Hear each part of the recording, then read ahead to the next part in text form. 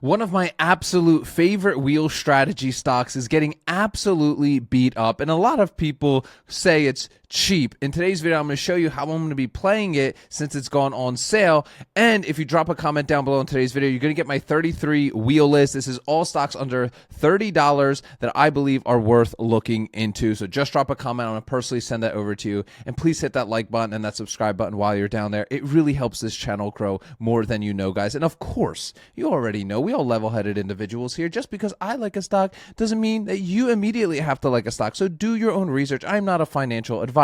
But with that said, Fiverr, let's get it. Fiverr obviously has earnings coming up next month here, but short term getting absolutely hammered here recently, right? Now, I've been doing a lot of 19 puts on this bad boy over the past year. In 2025, I've traded this quite a bit of times, both on weeklies and monthlies, but have kind of, and I've always really had a position open on Fiverr.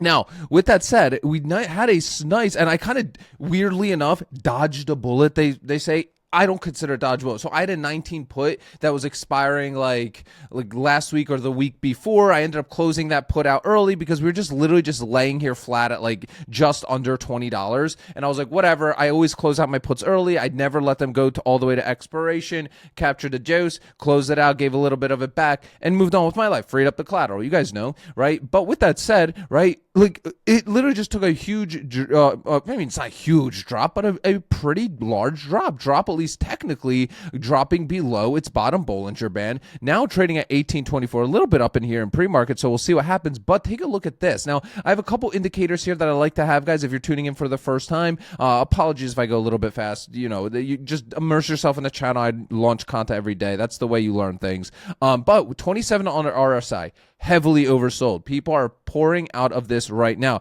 Anything below 30, for me, I flag that as a great potential opportunity for a cash secure put. So take a look at this.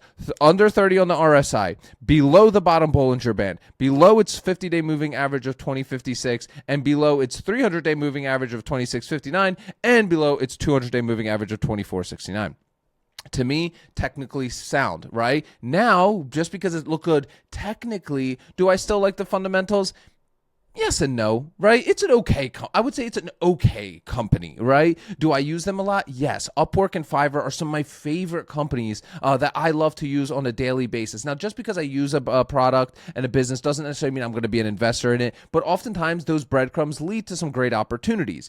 That's why I do like investing in Fiverr and Upwork, because those are products that I use very extensively with my own businesses, with my own, when I need help with all sorts of stuff, right? But with that said, now that I see the technicals are setting up, do I still have the belief in the company? Yes, I do. So next thing I like to do is go over to the actual option chain. Now, this is obviously not a pure-based Ark Options Strategy stocks. You guys already know Ark Options. We love running dividend-paying stocks, primarily either weeklies or monthlies. Obviously, you're getting a better return on your weeklies because you're taking on more risk, but monthlies are still very good as well. That's where a lot of my focus is, just with time-wise. But there are obviously no dividend yield on a Fiverr, which is okay. It's a not ideal situation. I love to have that dividend, because if I get stuck holding the stock, I want to get to collect cover call premiums and dividend premiums and dividend yield as well. But it is all good, right? Usually I will take that into account into my premiums. Now in pre-market, we're up a little bit here, but just about 2%. But let's take a look at what kind of premiums that we can actually collect here on Fiverr. So first thing we're doing, obviously, we're selling a put, saying we're willing to buy 100 shares of Fiverr on what date, right? So, Fiverr, obviously, we're not doing weeklies on, we're not able to do all that great stuff on a Fiverr. And that's just the way it is. So usually I kind of have to time these to be right around that 30 to 45 day mark. And that's why I'm starting to really pay attention to Fiverr right now, because, right, my next expiration is February 20th. Now, let me quickly go look. What is exactly Fiverr earnings date? Let me look at that on my other screen. February 18th, 20th. Let me just do earnings sub, because this is just Absolutely a mess. So it looks like it might be right around that date. So that's a high risk play, right? So you gotta be very careful with a position like this, right? So you gotta be careful. So we are in 36 days, February 18th. All right. So it's actually gonna be a good lesson to see to show you guys the insanity that is having your position expire on earnings week if you don't know. So this is gonna be like a dual little lesson here. Awesome. Right. So this is what I do. Robinhood sucks. Why? Because it doesn't even tell you the risk you're getting into, right? Most modern option exchanges, Fidelity, Schwab, literally everything else that is better than Robinhood. I like to kind of like show you guys Robinhood because the only thing Robinhood has going for it is its interface. And I think that's really easy for a beginner to get their feet wet with this and then get out of it. But with that said, right, Fiverr has earnings. Let me pull this into view here. Fiverr has earnings in 36 days. So February 18th. Okay. So we don't, again, who knows what happens in earnings? Look at Delta this morning, right? Fantastic earnings, weak guidance, stock dropped 5% pre-market. Yay.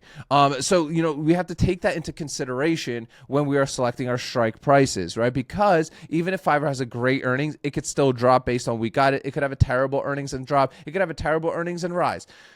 Welcome to the market, right? So to me, I'm way better off go either if I really want to be risky, right? I'll do it, right? And I don't want to do it, but sometimes I'll do it. I'll have it expire on earnings week because the premium makes so much. I just love the premium. I love the company. I don't care.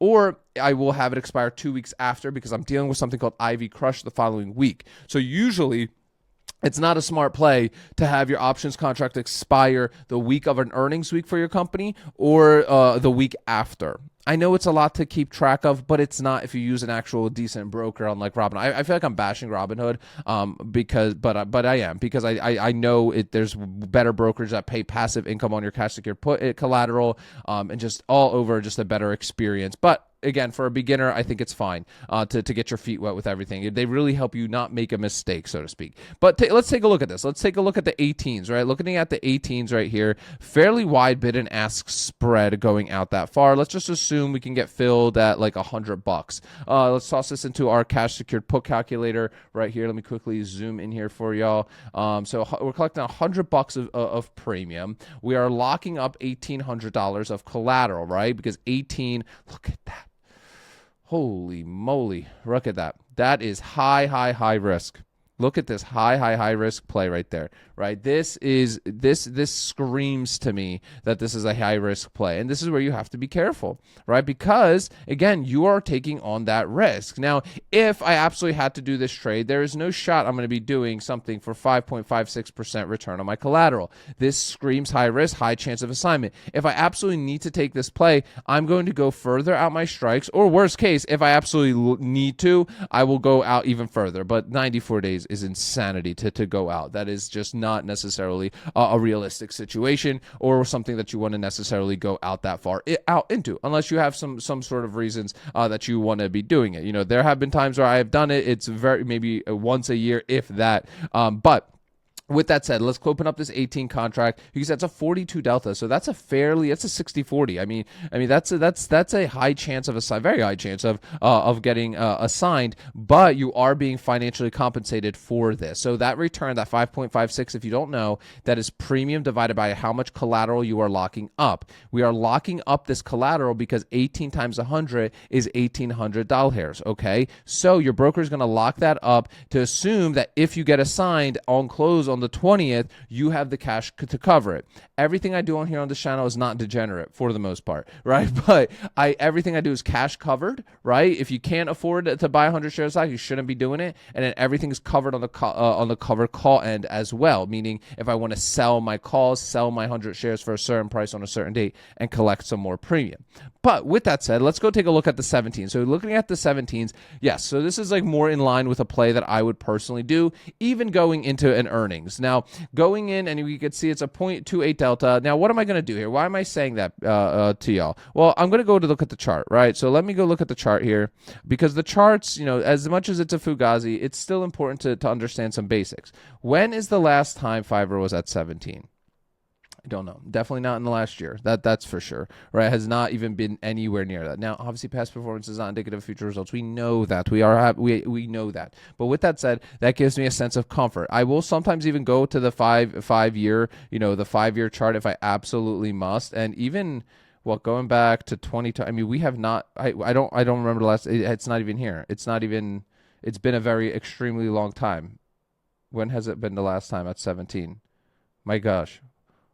Like it hasn't even maybe at IPO, right? So it hasn't even been there, at least from what I'm from quickly glancing at the 5 year chart here. So, but with that said, that gives me a sense of comfort, right? Because worst case, let's say it does really drop to 17, right? And I end up getting assigned. I believe 17 is going to be a great assignment price for me, looking just at the technicals. Now, again, technicals don't mean guarantees. There are no guarantees with the stock market. This can wreck us real quick. But with that said, this would be more comfortable. Even the 16s I would look at, but obviously that premium is that's not really worth it in my opinion. So taking a look at the 40s here, let's see what kind of premium we're getting here. About, let's just say, $55 of premium we're collecting here. We are locking up now $100 less, so $1,700 we're locking up for a 3.24% return in a, 38-day period. 38-day period. And if you want my calculators, guys, just attend the Ark Options Workshop. It's a 90-minute training. The first link down below in the description. At the end of that training, I give you my trade lock template as well as my 2 premium calculators that you can walk away with, no strings attached whatsoever.